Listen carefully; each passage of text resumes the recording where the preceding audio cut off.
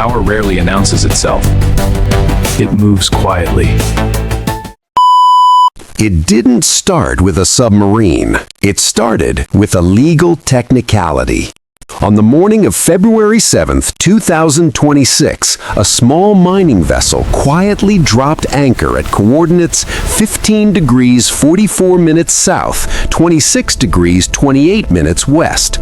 To a passing satellite, it looked like a routine research trip, but inside the Pentagon, they knew exactly what it was.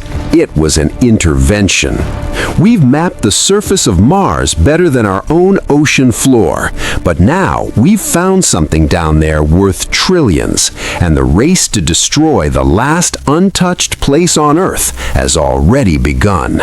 To understand why the world's superpowers are suddenly risking an international incident for a patch of abyssal mud, you have to stop looking at a standard map. You have to look at the world from the top down. From here, the Clarion-Clipperton zone, a jagged tear in the Pacific crust, isn't just an isolated outpost of darkness. It is the cork in the bottle. It is the only piece of territory standing between the continental United States and a total resource blackout. But there is something else buried here. 4 miles beneath the waves lies a secret that the public was never meant to see. The mining giants tell the world they are here for green energy and scientific progress. They are lying. Just as the Army lied about Camp Century at 77 degrees 10 minutes north, 61 degrees 8 minutes west, being a scientific base when it was actually a launch pad for 600 nuclear missiles, the mission at the bottom of the world has a much darker objective. The rare earth elements found in these deep-sea nodules are the geopolitical equivalent of a bad breakup. They aren't actually rare, they're just incredibly antisocial. They hate being pure. But the Pentagon needs them. Every vibration in your smartphone is powered by neodymium. Every hybrid car saving the planet depends on praseodymium. But the Pentagon doesn't care about your Candy Crush addiction. They care about the F-35 Lightning II, which requires 920 pounds of this material to even get off the ground. Without it, the world's most expensive fighter jet is just a $1.7 trillion paperweight. Now the geopolitical ice is melting and the secrets are thawing. The race for the abyss isn't just about rocks, it's about who owns the future of warfare. If you want to help us keep our head above water while we track these deep-sea secrets, smash that like button and subscribe. Leave a comment below with redacted if you think the CIA is still watching this channel, and share this video before it gets archived by the authorities.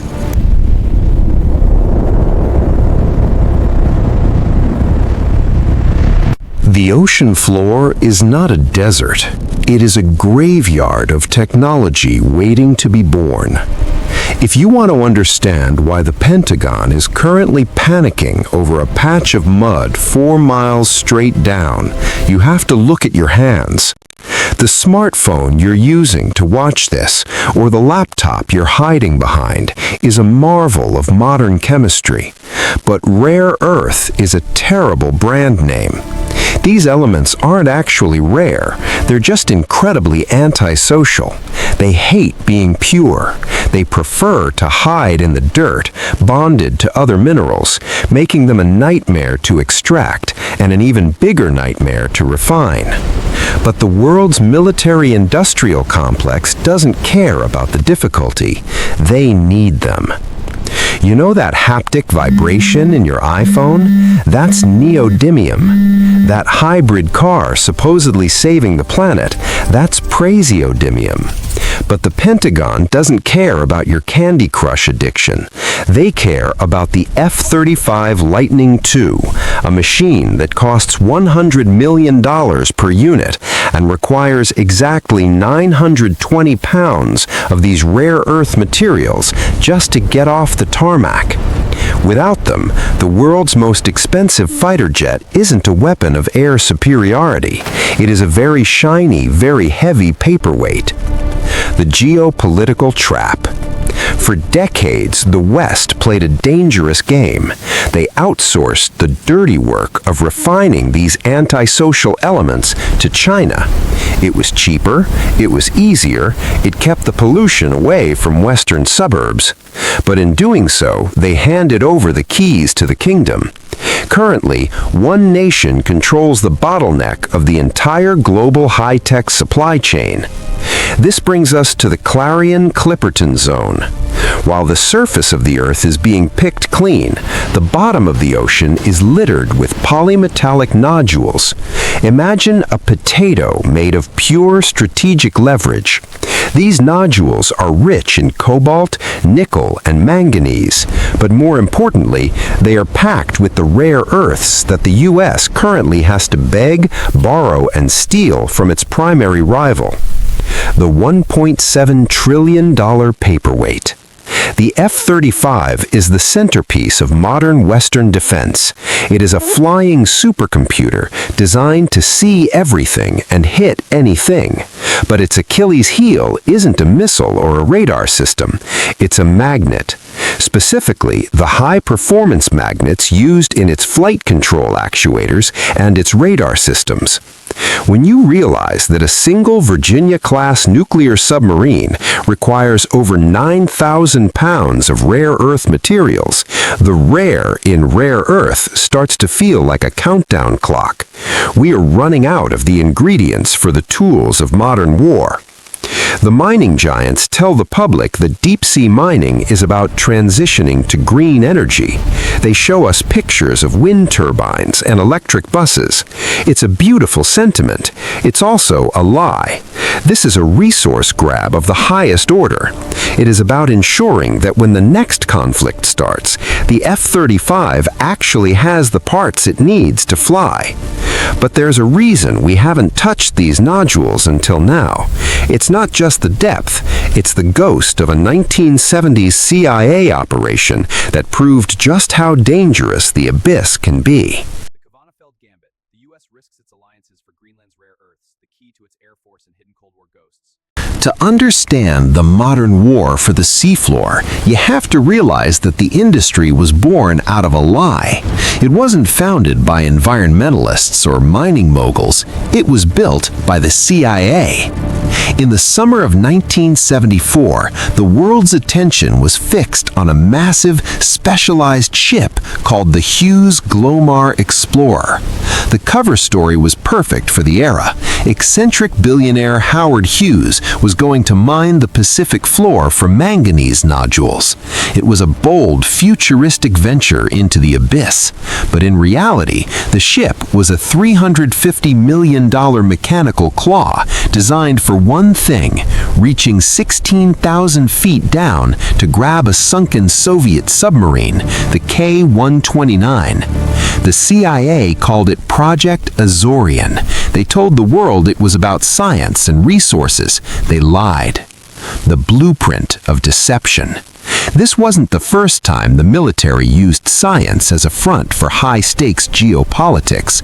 Years earlier, at coordinates 77 degrees 10 minutes north, 61 degrees 08 west, the U.S. Army built Camp Century.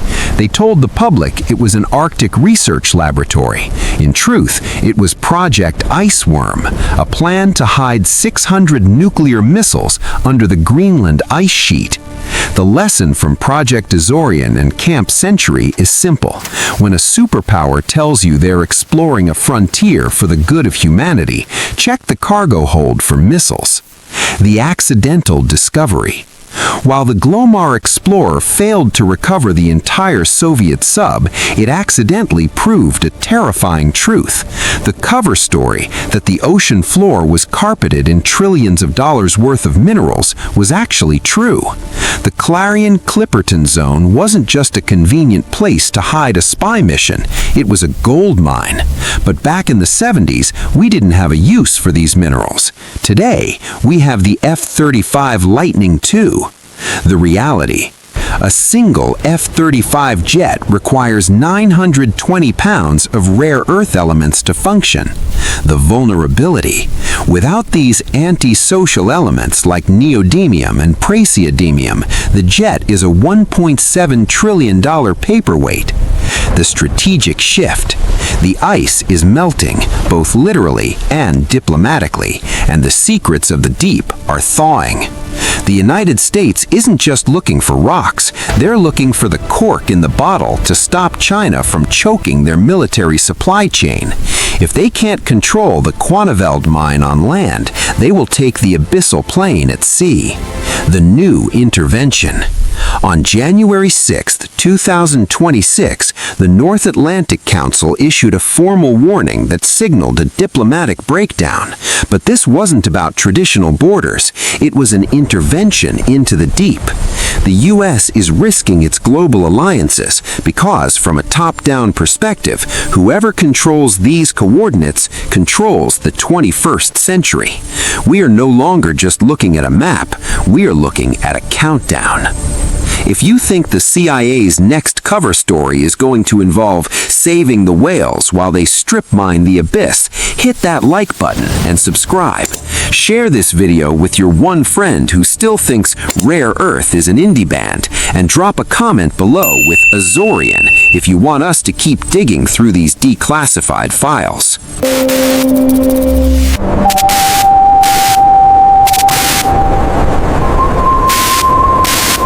The geopolitical equivalent of buying your crush a drink while her boyfriend is in the bathroom is currently happening in the shadows of the Arctic Circle. If you want to understand why the U.S. is risking its most stable alliances for an island of 57,000 people, you have to stop looking at a standard map. You have to look at the world from the top down. From here, Greenland isn't an isolated outpost. It is the cork in the bottle. It is the only piece of solid ground standing between the continental United States and a Russian nuclear strike. But the real war isn't happening in the air. It's happening in the dirt. The 11 million ton secret. Enter the Kvanefjeld mine in Narsak.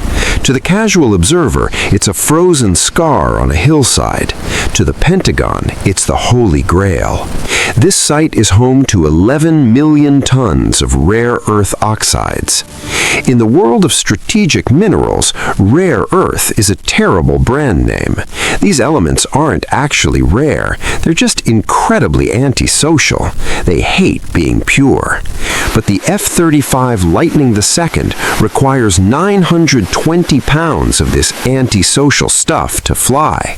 Without it, the world's most expensive fighter jet is just a heavy paperweight. For years, the U.S. watched as China moved in to secure the mining rights at Kvanefjeld. It was a masterstroke of economic warfare. By controlling the mine, they controlled the neodymium for your iPhone's vibration and the praseodymium for the world's hybrid cars. But more importantly, they controlled the kill switch for the American Air Force. The intervention. On the morning of January 6, 2026, the North Atlantic Council did the unthinkable. 7 NATO allies issued a formal diplomatic warning to the United States. To the public, it looked like a diplomatic breakdown, but inside the Pentagon, they knew exactly what it was: an intervention. The U.S. was moving to block the Chinese investment in Greenland by any means necessary. They weren't just protecting a landscape, they were protecting the secrets buried 60 feet beneath the ice at coordinates 77 degrees 10 north, 61 degrees 08 west. This is the site of Camp Century. The Army told the world it was for science. They lied. It was a launch pad for 600 nuclear missiles. And now the ice is melting and the secrets are thawing. If the U.S. loses control of Greenland's mineral rights, they don't just lose the race for the F-35's magnets, they lose the ability to hide their Cold War ghosts. The abyss isn't just at the bottom of the ocean. Sometimes the abyss is the hole we dig for ourselves in the pursuit of absolute power. Chapter 4, The Thaw. The end of the world won't be a sudden flash of light. It will be a slow, rhythmic drip. On the morning of January 6, 2026, the North Atlantic Council issued a formal diplomatic warning to the United States. To the uninitiated, it looked like a standard breakdown in communication between allies. Inside the Pentagon, they knew the truth. The clock had finally run out. The geopolitical ice we've been skating on for 70 years is no longer solid. The secrets beneath the slush. To understand the climax of this race, you have to look at the world from the top down. From this perspective, the map is a chessboard where the squares are melting. At coordinates 77 degrees 10 north, 61 degrees 8 west, the secret city of Camp Century is no longer a frozen ghost story. The army lied to the world, claiming the site was a scientific outpost. In reality, it was a launch pad for 600 nuclear missiles aimed at the heart of the Soviet Union. But they didn't account for the thaw.